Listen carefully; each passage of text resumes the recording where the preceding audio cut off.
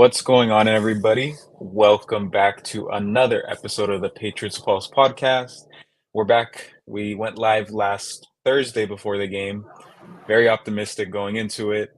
Not so great of a feeling leaving it. So we're back here. We're back and ready to talk to all of you guys about Patriots football, what's going on around the league. And yeah, we're just excited to talk. So Andrew, how are you doing? I'm doing great. It's getting cold out here, up here in New England, so I'm trying to deal with that right now and get over the summer weather. But yeah, how you doing? I'm doing pretty good as far as uh weather. It's great out here in California right now. Yeah, Um besides that though, um Patriots football, if I think about the Patriots, it stresses me out. They're like such a big question mark right now. But yeah, like I'm ready to jump into it. I'm ready to talk Patriots football with you. yeah, I am too. We're just gonna jump right into this thing. We're gonna go over some recent news first, mostly just yesterday and a little into the weekend that anybody may have missed.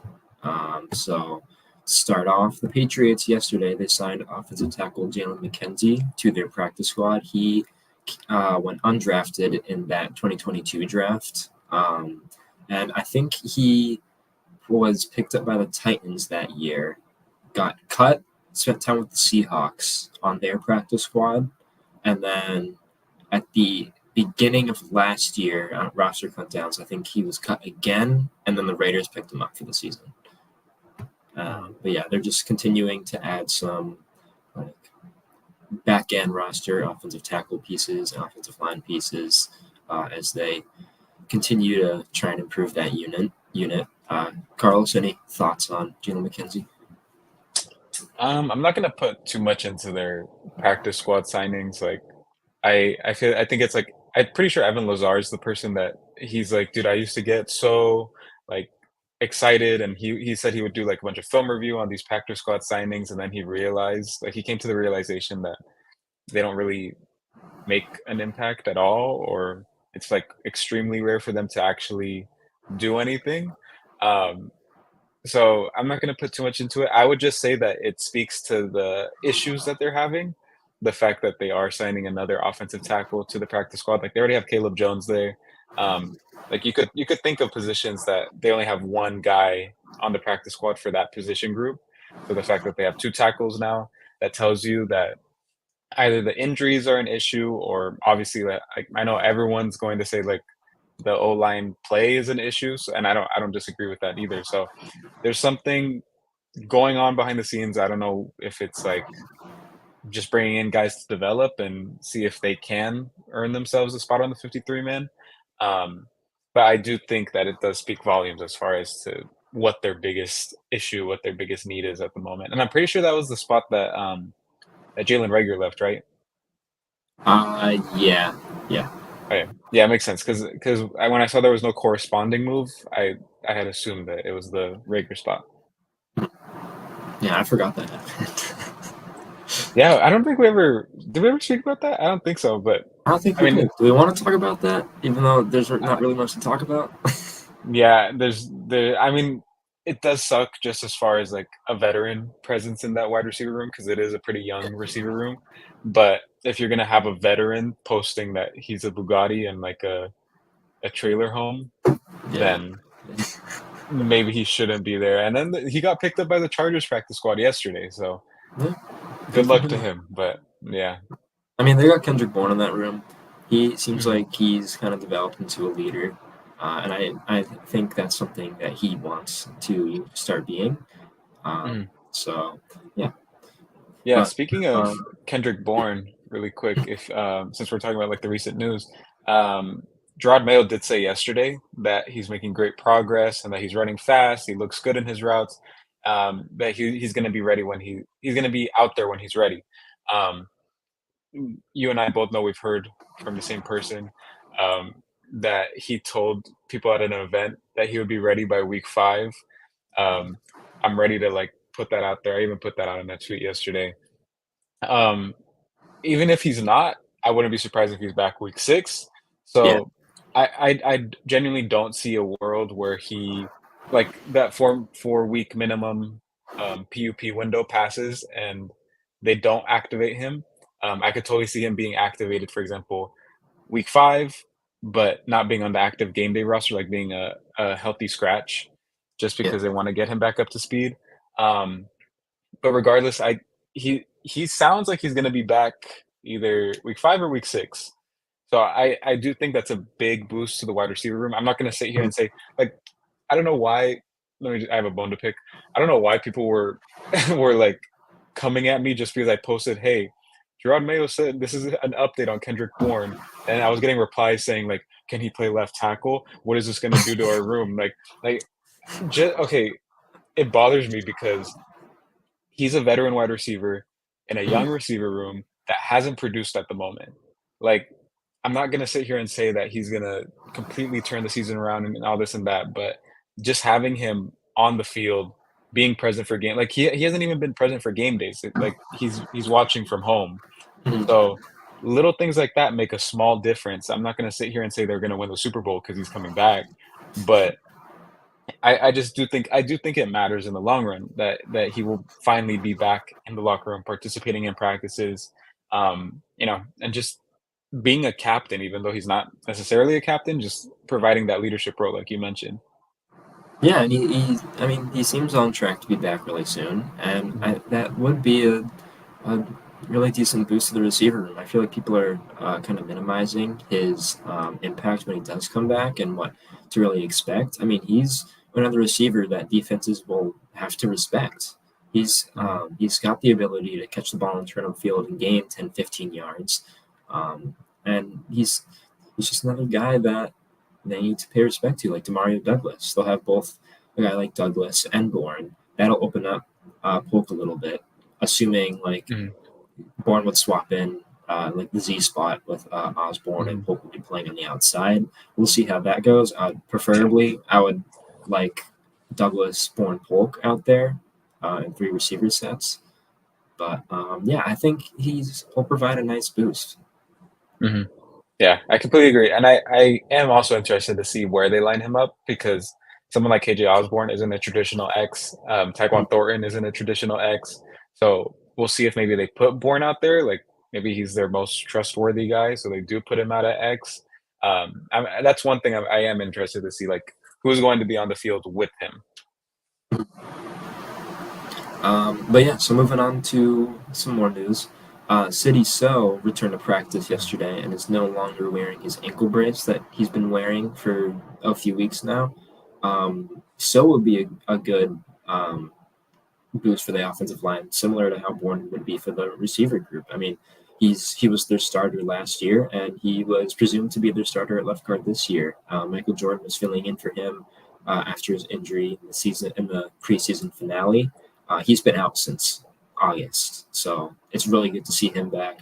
He slid right in there at practice with the O-line unit being Kane Wallace at left tackle, so left guard, and then the same for the center and the right side, Andrews, Robinson, Michael Lemieux.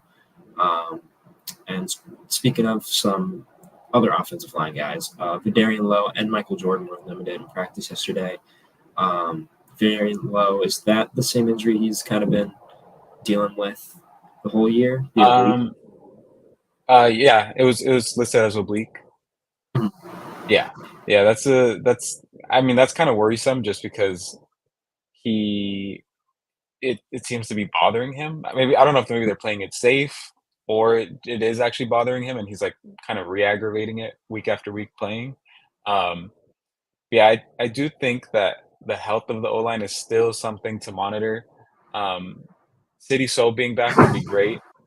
I I'm still kind of put off by his preseason performance, so that kind of doesn't make me feel like I mean, I gonna sit here and lie and say I don't think he's an upgrade over Michael Jordan? I I would say so. I would say he is an upgrade. Michael Jordan hasn't been playing bad by any means though, but he he's definitely a boost to the O line. But everyone knows the tackle spots are like the issue, like the main issue.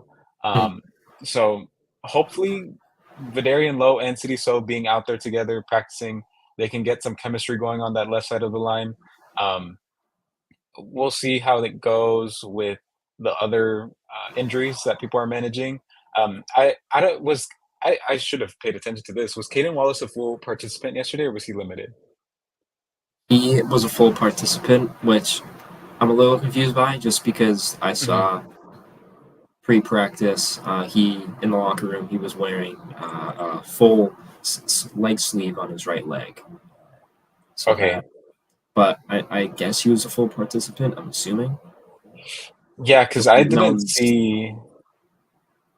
Yeah, I didn't see anything of him like being limited. Maybe I missed it, but I know he was repping at left tackle with City So at practice too. Yeah, Um, I take that as you will. I don't know. I genuinely don't know where they're gonna play him. I know we're like jumping back and forth kind of right now, but just basing it off of City So coming back, assuming that he's like the starter, just the fact that Caden Wallace, despite his shaky performance, I'll say, on Thursday, the fact that they're still pushing that he plays left tackle, I don't know if that speaks to Darian Lowe's health, or if they're kind of like, let's just commit to Caden Wallace as a left tackle now. Like he played a full game there. Let's develop him now, strictly as a left tackle. We'll see how that works out, but I do think him being there has some sort of indictment as far as Vidarian Lowe's health. So we'll see. We'll see if he's out there against a very good um, edge rush team, edge rush group, I guess you could say, against San Francisco. yeah. I mean, City So coming back. It's not like a crazy boost, I don't think, but uh, Mhm, he's a really good run blocker. He showed that last year. Um, he can really help create gaps well. And mhm, I would like to see him just. I like to see just an improvement in his pass blocking. It was a little iffy last year. He had some issues. So really hoping that looks polished when he does play. mhm. So we'll see how City So looks, especially missing as much time as he did. Um, Mhm. any other news? Nothing comes to mind. Gonzo, I was looking at like Gonzo's comments about his PFF score. He said he doesn't pay attention to it. These are like little nuggets, I guess you could say. Hmm. Um, he said he didn't care. People love that answer. The Gerard Mayo brought him up, saying that he has a skill set to be one of the best players in the league, or best players at his position in the league. I completely agree. Um, this is completely off topic. I'm off topic. I'm asking you out of nowhere. How do you feel about Gonzo's performance so far this season? I think he's been great. I mean, I don't think the PFF record um, properly portrays his impact this season. Mhm, PFF, I like to use it, has some really good tools. However, it also doesn't take into account many other factors mhm. um, for many different positions. Christian, I mean, it took a perfect throw from Aaron Rodgers for Christian Gonzalez to let up his first NFL touchdown, Yeah. like 7 games into his career. Mhm. He's looked Yeah. great. He really shut down Garrett Wilson when he was on him. Besides that touchdown, but I mean, he did what he was supposed to do by kind of jumping that route a little bit.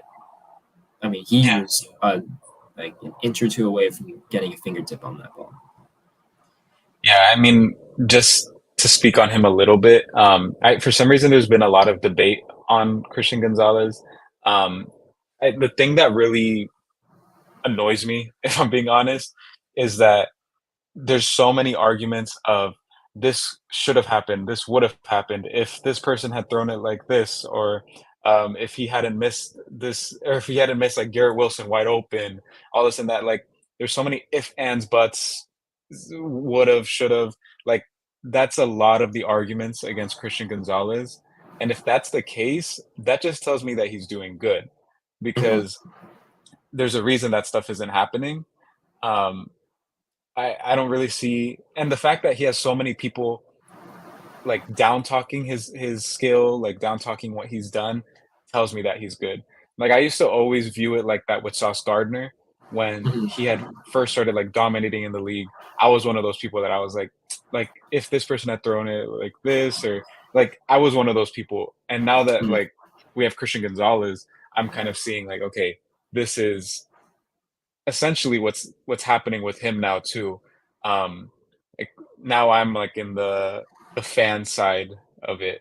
So um, I don't see how you can be upset with his play. All those ifs, ands, buts didn't happen. So I don't know how you can use that as an argument. Um, yeah, I just wanted to ask you about that because I feel like that's been a big topic of debate for some reason lately. Just Christian Gonzalez's performance.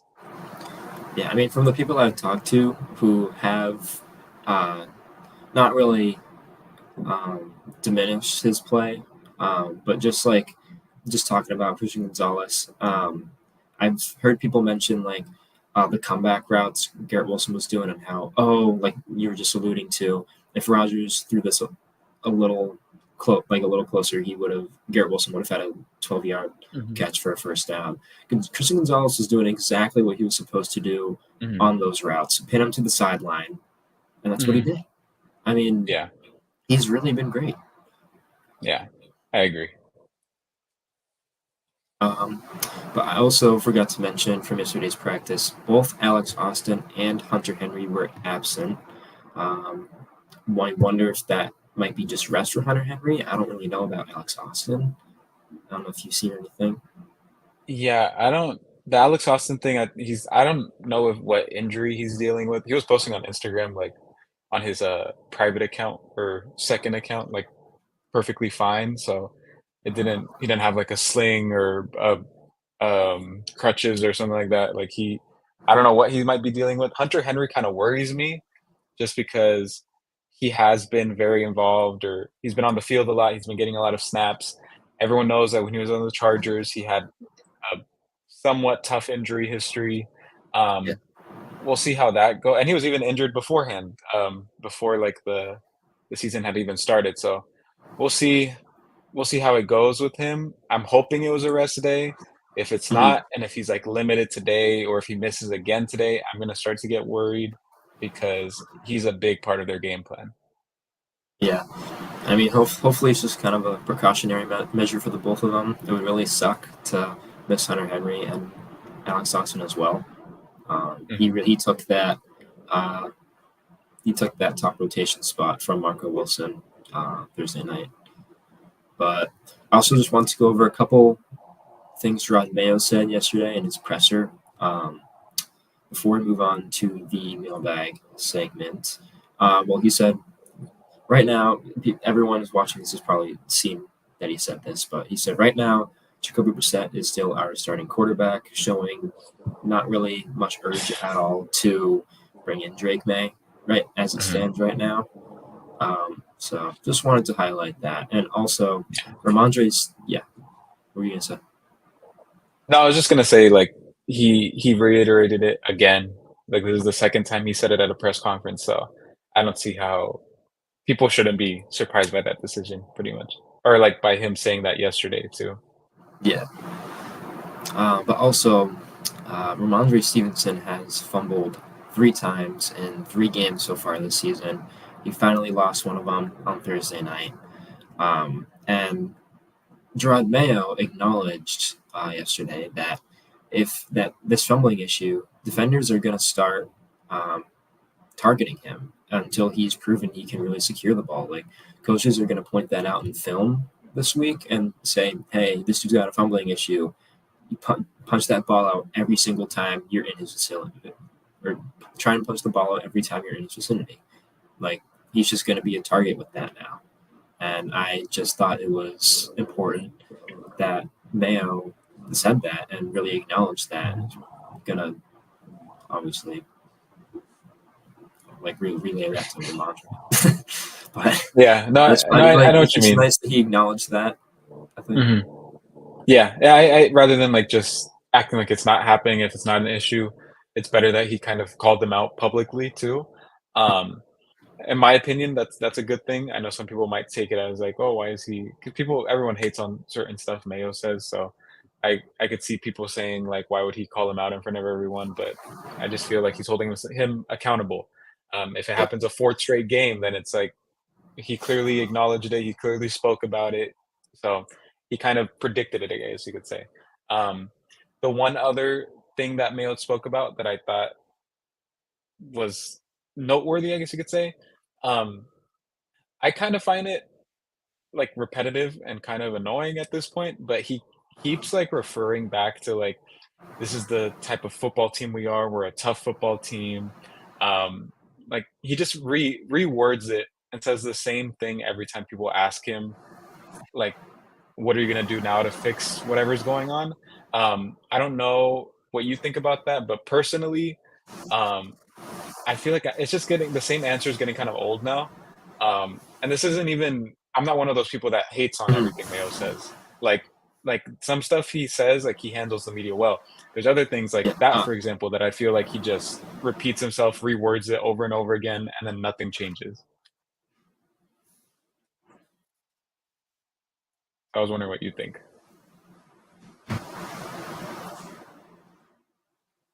Did I lose you? Oh, can you repeat just like the example you gave? I could tell what you were talking about. You're kind of cutting in and out, but Oh, okay. I could tell Um, what you were talking about. But what example did you kind of allude to? just like how when people ask him, "What are you going to do to fix the football team?" Um, or like what are issues you're going to address? He just keeps repeating like we're a tough football team, like we just need to get back to fundamentals, like it's that simple. Like, do I disagree with him? No, but he says like the same thing every time, and it's been 2 straight weeks that hasn't come to fruition, like that hasn't changed. I mean, I can see how it's a little annoying that he just kind of says the same thing. But I mean, I don't know. He's still learning how to talk to the media. I think I mean, sometimes I think he says a little too much. But Yeah. I don't know. He's really just trying to build up a nice relationship with the media and kind of repair what was damaged for 20 years with them. And I think got people inside the building were saying, "Hey, we gotta make good with the media." Mhm. So I think he's still learning. I think he just wants to have a good relationship with the media. But it is a little annoying. But I don't know. I'm not thinking too much about it, to be honest. Mm. That's fair.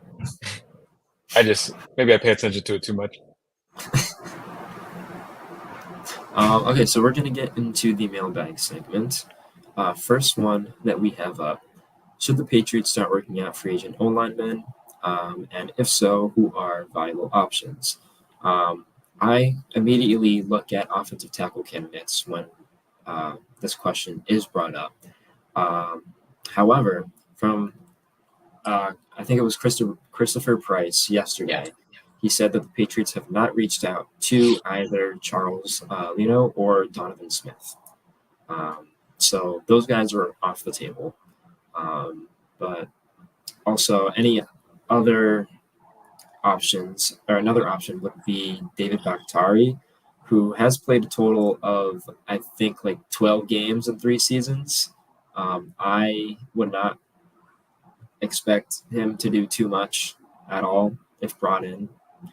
So I don't really think he's a viable option. And also DJ Humphries, he wasn't really great in his final season with the Cardinals.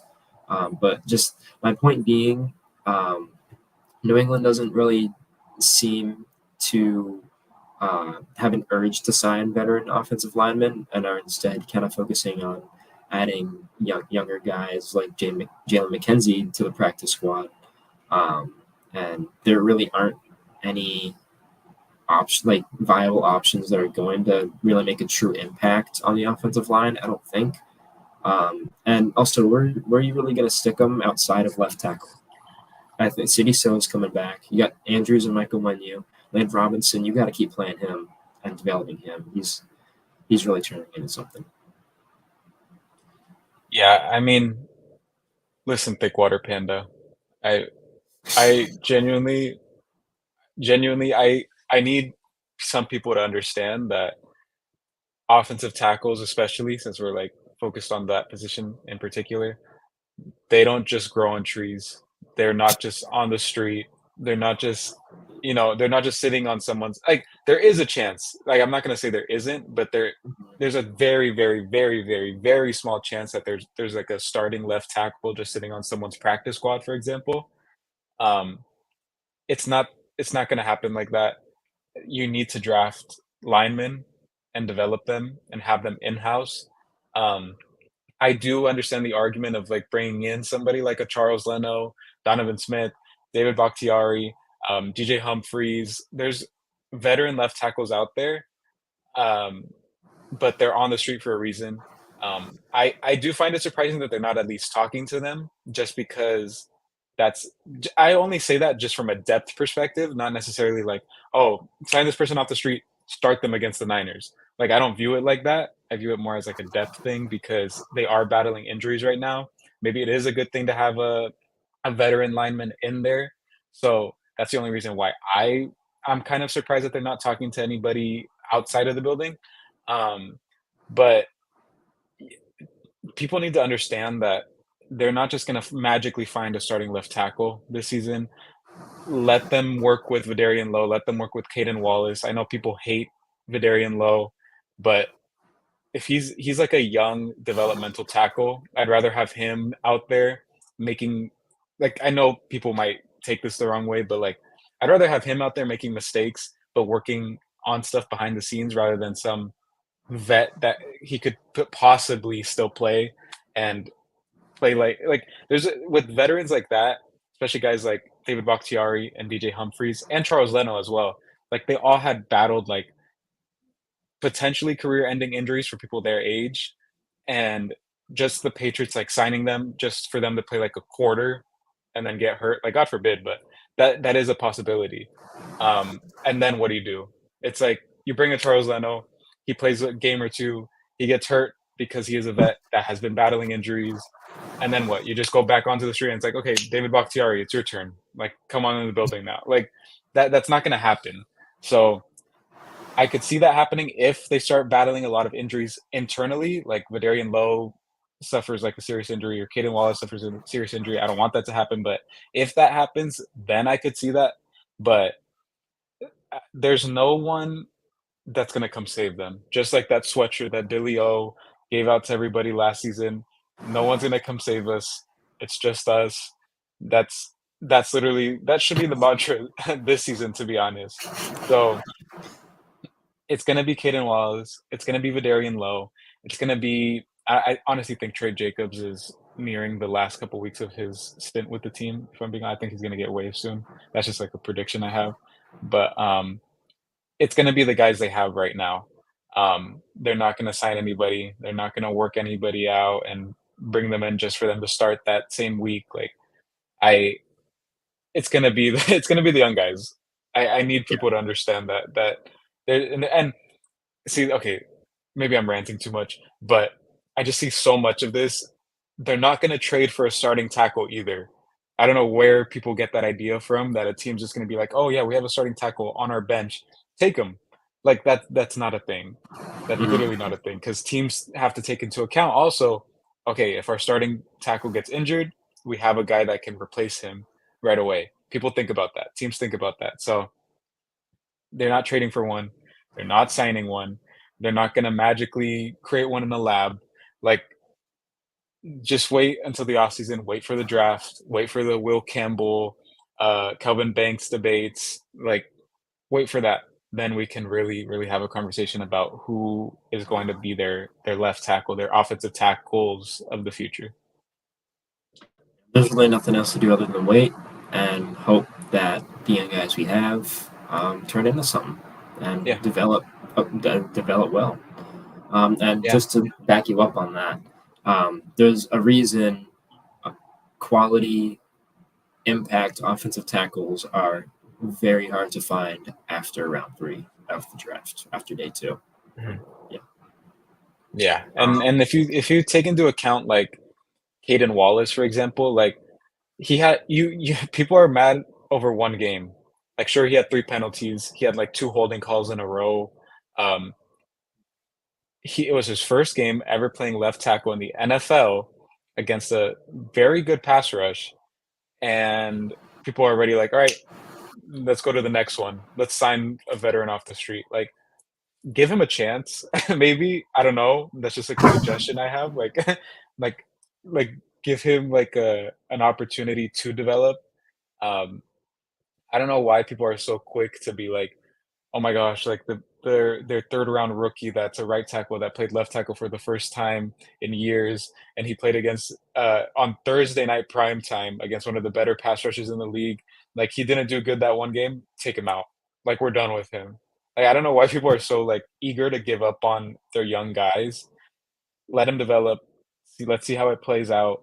If it's Vidarian Low, I know people hate him. Let him play. Let him play it out. Like, w we don't know if they can turn into something. I feel like the best argument for that is I know he was a top draft pick, he was a top prospect, but, like, someone like Andrew Thomas for the Giants, people thought that he was, like, a complete bust for the first 3 years of his Mhm. career. I even thought so too.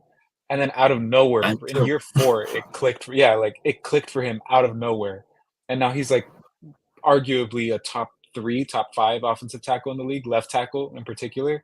Um, you never know. Like, these guys, it takes people time to pick up on little nuances of the game and just develop overall as an elite player at their position. So, give it time. They're not winning a Super Bowl this year, so I don't see what's the rush. Like, I understand that people wanna see Drake May and they wanna see, like, a competent offense even if Jacoby Brissett's out there, but look at Jaden. I'm pretty who does Jaden Daniels I know we're gonna get into this later. Actually, I'm gonna hold off on that. I'll hold off on that. We'll talk about it later. Don't get ahead of yourself. Okay, so we're gonna move on to our next question that we got. Um, haven't heard any talks about players returning from injuries like Kendrick Bourne, City So, Cole Strange, and Sion Takitaki. Can players returning make a difference? So, like we were talking about earlier with Kendrick Bourne, Gerard Mayo said that he's making good progress. He's running his routes well. I'd assume he's back after this week or the following week in some capacity.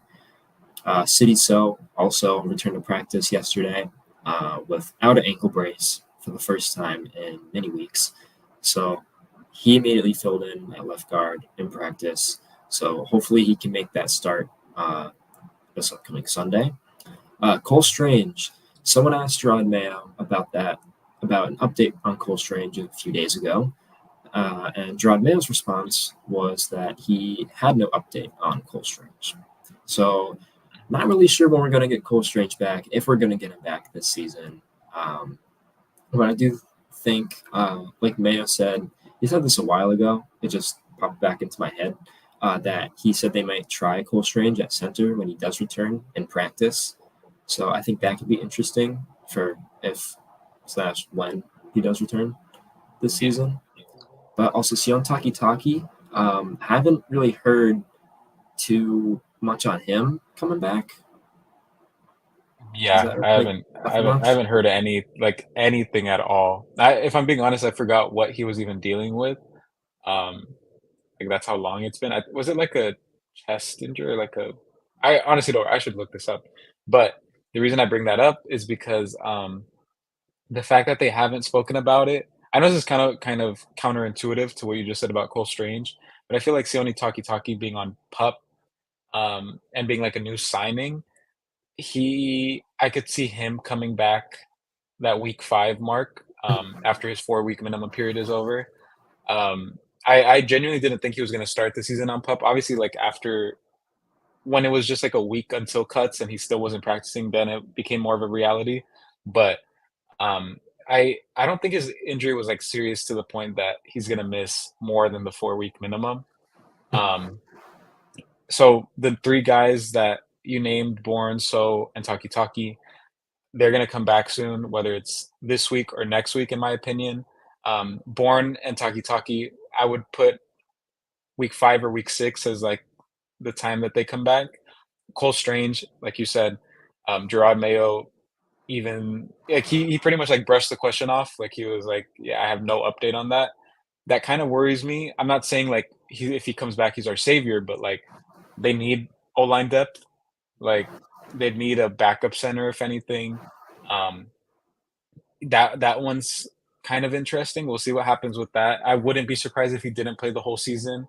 Like little injuries like that, like knee injuries as far as like tendons or tears, like stuff like that with bigger guys sometimes have complications. Sometimes it doesn't heal properly. Like I'm over here since I'm over here in the Bay Area. Like I don't know if you remember the whole James Wiseman saga with the Warriors. Like Hmm. I don't want to talk about Warriors right now, but like he tore he tore his meniscus, and I'm not saying like they have a 7 foot guy as on their O line, but like he tore his meniscus, and that completely ruined the trajectory of his career. Like he couldn't heal properly. Like it messed him up. Like he kept getting setbacks, and because of that, I always kind of like relate it to lineman injuries, like knee injuries in particular, because they are like bigger dudes. Like like there could be issues, there could be complications. Um, with their with their healing process, I guess you could say. So yeah, Cole Strange is an interesting one. I would have thought that Drameo maybe had some sort of update. Like, yeah, like I spoke to him last week or 2 weeks ago. But just the fact that he said I have no update on that, that's kind of odd. Yeah. Um, don't really know what to make of that. Like you said, I think it's very possible he misses the entire season, Hmm. which would obviously be awful for him. He's had a rough start to his career with injuries, battling injuries, so you really hate to see it. Um, Hopefully, he can get back soon and heal up quick. But right now, Cole Strange's status is unknown. Regarding impact, Bourne, we talked about his impact. He's another Hmm. receiver that defenses are going to have to respect, similar to Demario Douglas. City So, he was the starter last year, um, and he was really solid. I think he'd be a better option than Michael Jordan, and him kind of sliding in there. Hopefully, this weekend, I think would be a boost Yeah. of some capacity to the offensive line. But with Sion Takitaki, we got a really similar question, which I'm going to jump to, which is regarding his impact. How much? Well, okay. How much of an improvement do you think Sion Takitaki will be to the linebacker unit now that Bentley is out? Carlos, I don't know if you want to start with this one. So they're not necessarily the same player. Like they have different body builds, different playing styles. It's not gonna be like Taki Taki replacing Bentley. I'm I'm gonna Well, I mean, that's literally what they have to do at this point is put Jelani Tavai into Bentley's role. It sucks because Tavai was much better when Bentley was playing in the middle of the field, and Tavai could go either stay next to him or play on the edge, and that's where he excelled. Now he has to play a lot more passing downs and kind of be in coverage more. Like I said, play Bentley's role. So maybe that allows them to intertwine the stuff that Tavai does because Raekwon McMillan does not provide the same threat or like edge pressure as Jelani Tavai. Maybe they could have Taki Taki switch with Tavai in situations like that and play Mhm. so Taki Taki plays that sort of Bentley role on certain passing downs, and let Tavai do his thing what he normally does. Yeah, I do think so. Essentially, what I'm saying is I do think it's going to make a difference. It's not going to, but it's not going to be Taki Taki stepping into Bentley's role. I just feel like they're going to be able to have their roles intertwine and play to their strengths more so than Tavai you playing Bentley's role no matter what, because we don't have anyone else that can play that role. So it gives them some more flexibility, in my opinion. yeah, I completely agree. And I mean, Taki Taki has had a really similar story to Jelani Tavai. He was kind of a back end roster guy who was able to really carve himself out in a really a true impact role on the Browns defense last year and become a true impact player. He's a good run defender, which can hopefully make up for Bentley's absence. But I do think Tavai will be in the middle a lot, kind of commanding like Bentley was. And I mean, they kind of they kind of use McMillan in the middle as their like run stopper at sometimes on Thursday night, and he couldn't finish his tackles. Yeah, He shot through the gaps and would just miss the tackle, and yeah, Brees Hall was just off to the races. Like he had a rough showing last Thursday when filling in, and I think Taki Taki will be a much better option.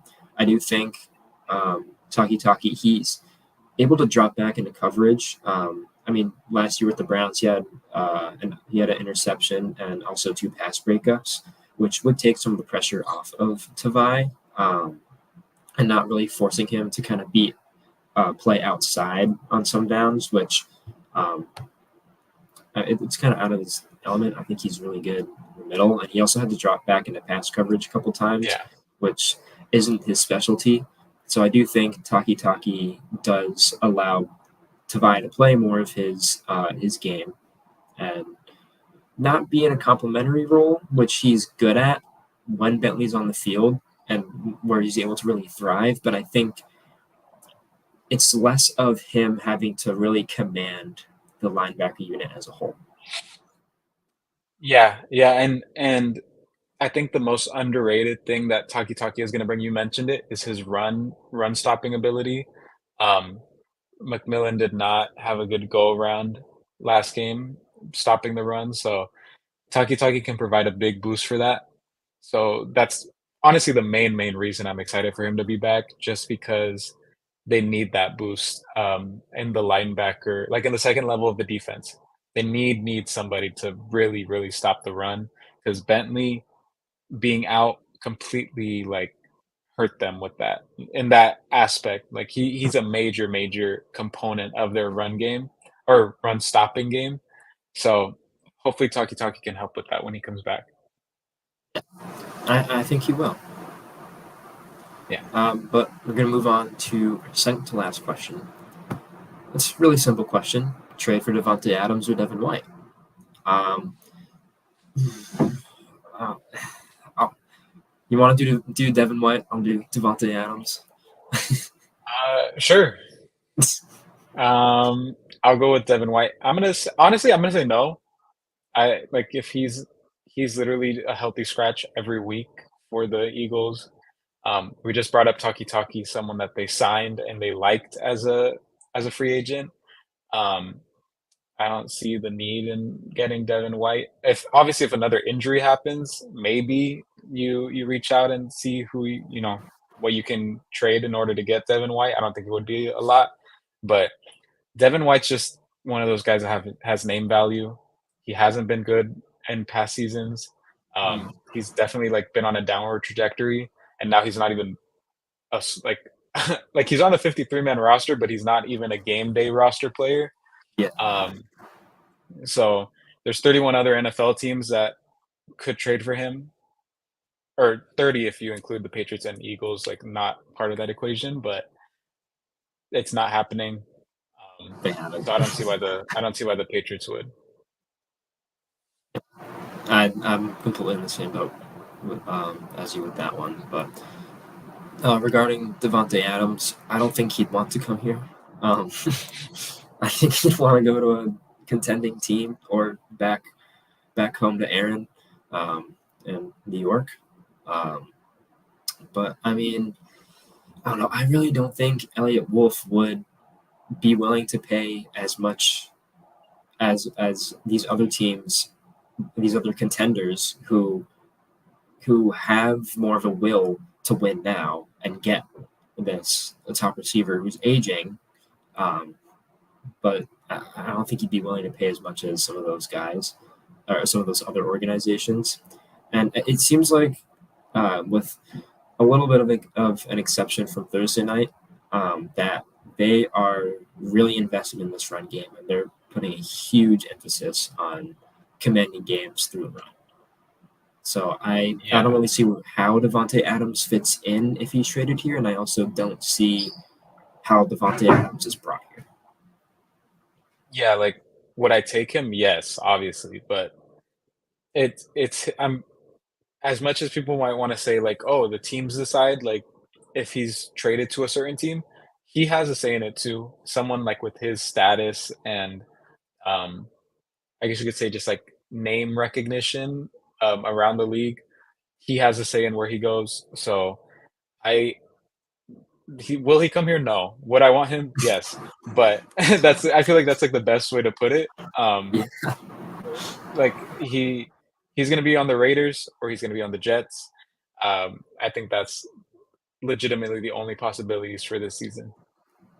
Yeah. So final question. Okay, there we go. Um, what week would you expect Drake May to start? I think it really depends on two factors.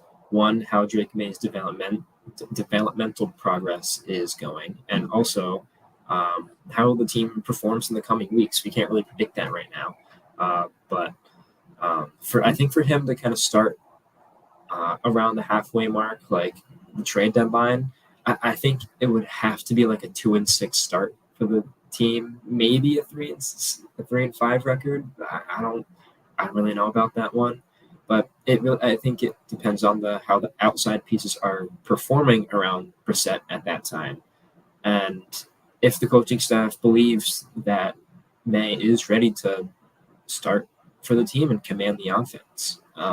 But I think like realistically, we're looking at like a home game later in the year, maybe like week 13 against the Colts. I don't think week 11 against the Rams, but it's a possibility if their record is just completely shot. But I think it's more likely we see him after the bye week, assuming that the season is like is just not going great. Um, so maybe after the bye week, when they can kind of settle in, they can regroup for a week, and kind of put him in the starting position and have him go through go through the progressions and everything, and then have him ready for the week after. But I mean, they're either way, they're going to play whoever they believe is going to give them the best chance to win, and try and build a winning culture until the season is really like lost.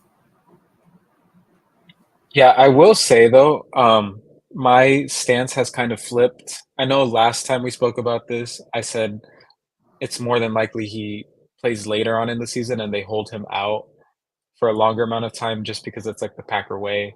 Um, and I know people might not like that, but I do think that ideology has transferred over with Elliot Wolf.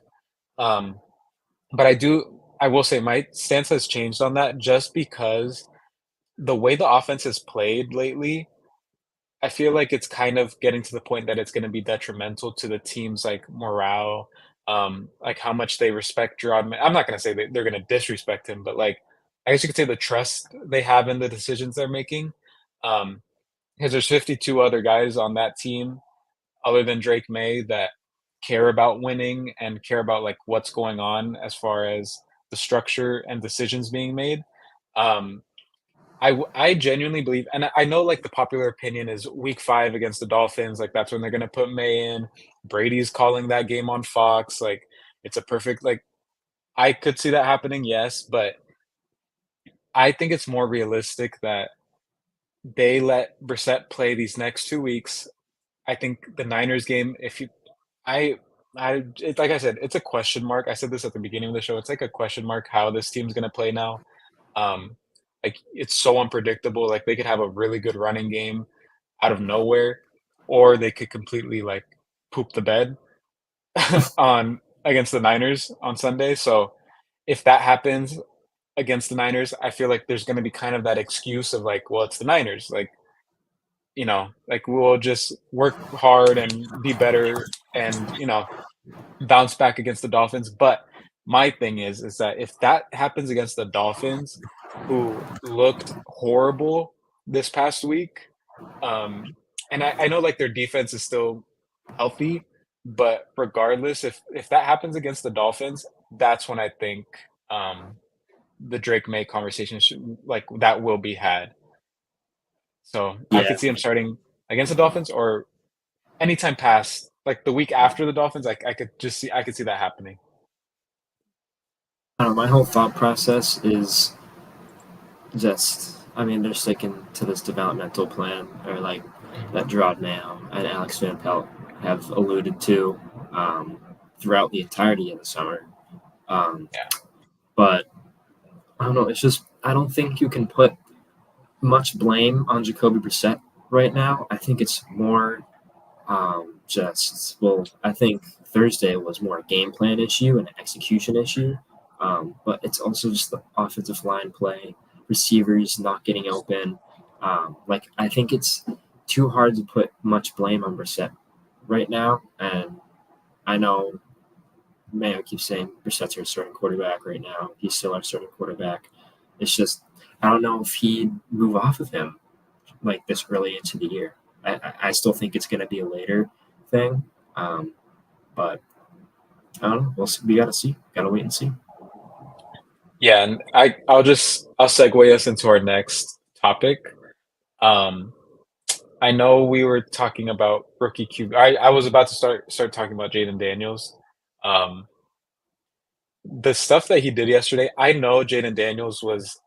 Everyone said that he was like the most NFL ready QB, or most people said he was the most NFL ready QB around draft time and everything.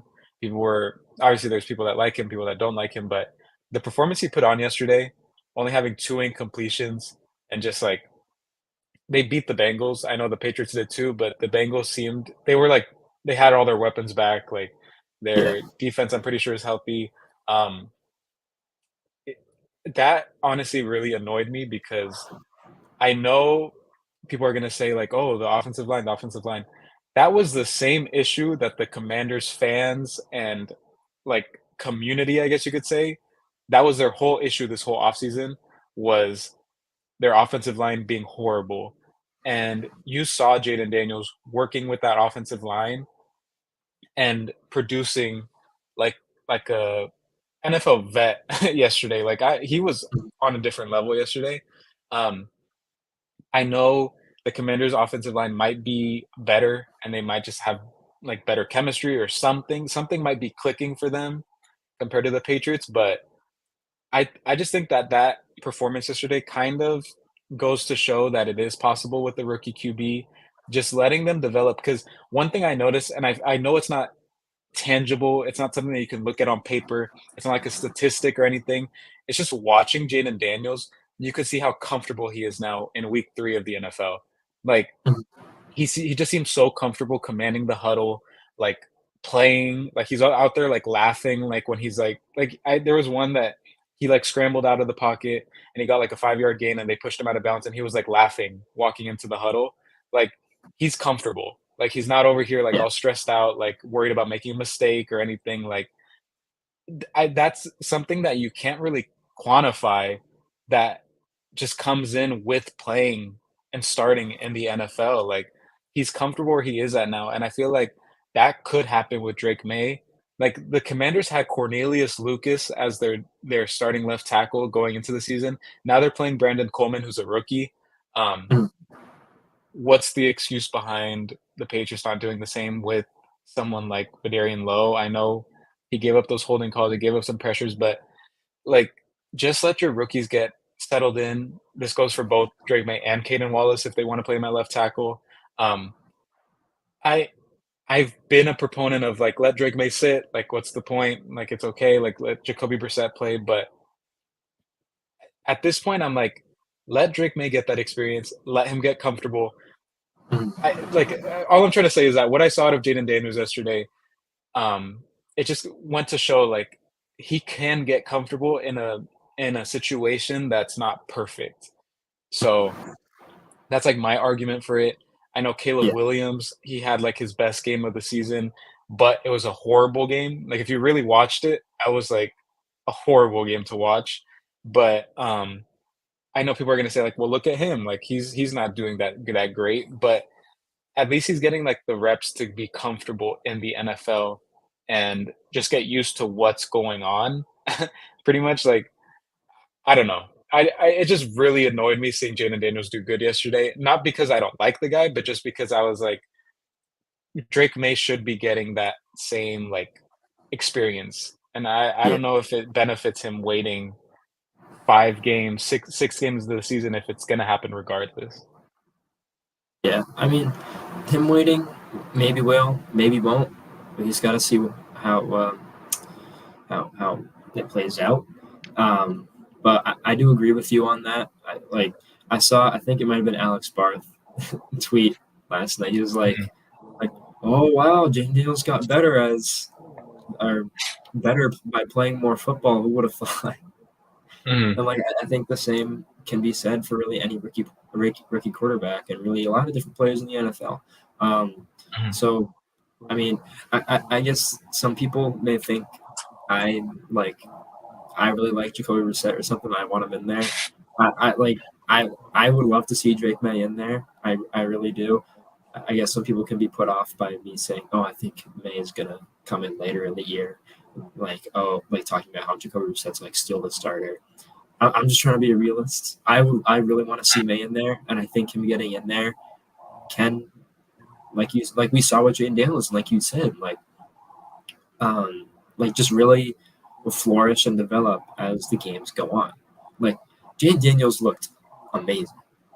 Like his pocket, like that last throw to Terry McLaurin, that last touchdown pass to Terry McLaurin, just immediate pressure in his face, hand in his face, and he just flicks it, boom. yeah, Like, and it was a great throw too. He led McLaurin like past the defender with that throw. It was great.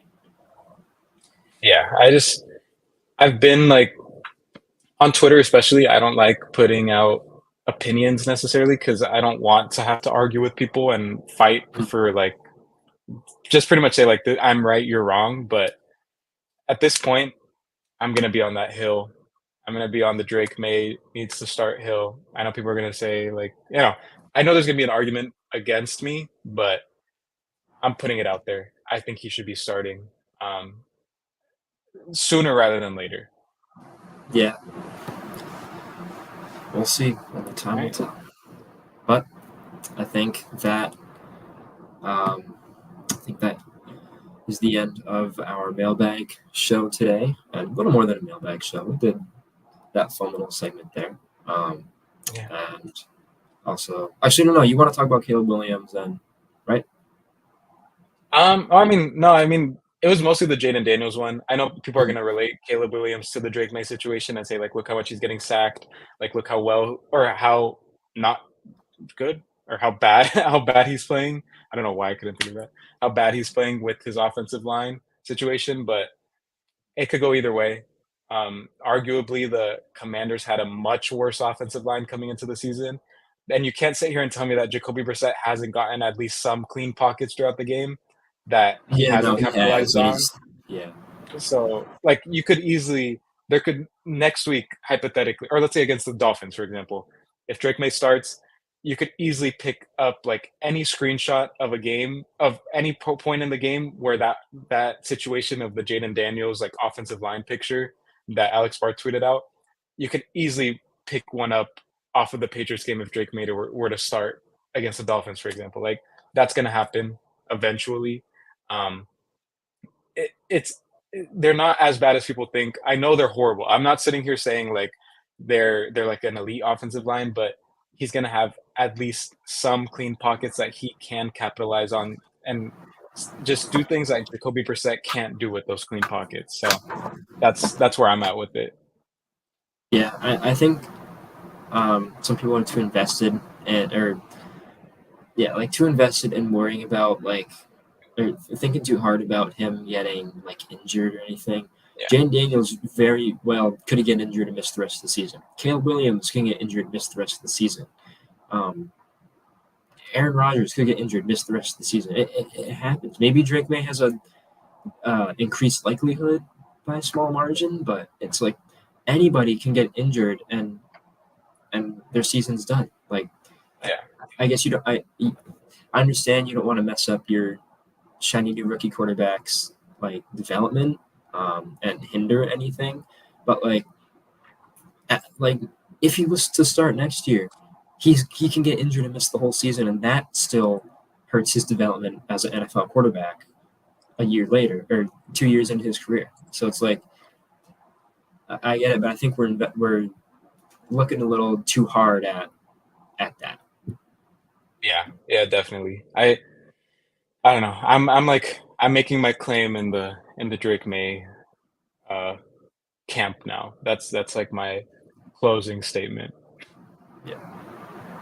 But yeah, that wraps up our mailbag episode today. We're going to go live at some point on Thursday. So look out for a tweet from either me or Carlos regarding that. We will let you guys know. You can find me at Next PGS on Twitter. Carlos or X, I still say Twitter. I don't care. Um, or Carlos at Most Talks Pats. Yeah, we'll let you guys know when we go live again. It was great talking with you all. Carlos, I had a great time talking with you. But yeah, I'll see you guys in the next one. Thank you. Thank you guys.